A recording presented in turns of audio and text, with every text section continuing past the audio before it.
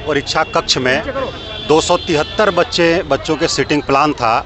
उस हिसाब से एक परीक्षा कक्ष के लिए लगभग 288 का 12-12 के सेट में एनवेलप होता है, लिफाफा होता है। 288 प्रश्न पत्र आना चाहिए था एक बॉक्स में एक परीक्षा कक्ष के लिए, लेकिन जो परीक्षा प्रश्न पत्र आया बॉक्स में वो 192 था एक बॉक्स में, 192 एक बॉक्स में था। तो इसलिए एक हाल में खोलने के बाद दूसरे हाल से भी लेना पड़ा, दूसरे में खोलने के बाद तीसरे से भी लेना पड़ा। इस प्रकार से तो एक हाल से दूसरे हाल में जब परीक्षा प्रश्न पत्र का पैकेट जा रहा था उस पर कुछ बच्चों ने आपत्ति किया।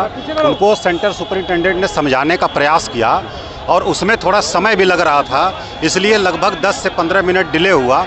उसमें सेंटर सुपरिटेंडेंट ने समझाने की कोशिश किया कि अगर अतिरिक्त समय लगता है तो अतिरिक्त समय और दिया जाएगा, लेकिन लगभग 100 से 150 बच्चे जो है हंगामा करते हुए बाहर निकल आए और परीक्षा का बहिष्कार किए। बाकी बच्चों ने परीक्षा दिया है।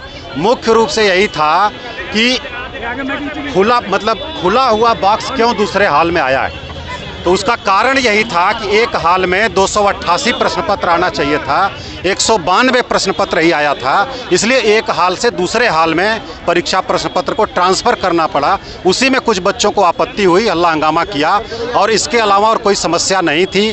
थोड़ा वितरण में डिले हुआ, अतिरिक्त समय दिया गया। 12,000 में से 11,500 से अधिक बच्चों ने शांतिपूर्ण ढंग से परीक्षा दिया, लेकिन कुछ बच्चे जो हैं लगभग 150 से 200 की संख्या में, उन लोगों ने हंगामा किया, बाहर आकर के बहिष्कार किया। तो ये बात हम लोगों ने बीपीएससी को बता दिया है। बीपीएससी का जो भी निर्णय होगा उसको हम लोग मीडिया के माध्यम से सभी बच्चों को बताएंगे। ओएमआर सबमिट क्यों नहीं किया गया सर? कुछ बच्चों का भी आरोप है कि ओएमआर सबमिट नहीं किया गया।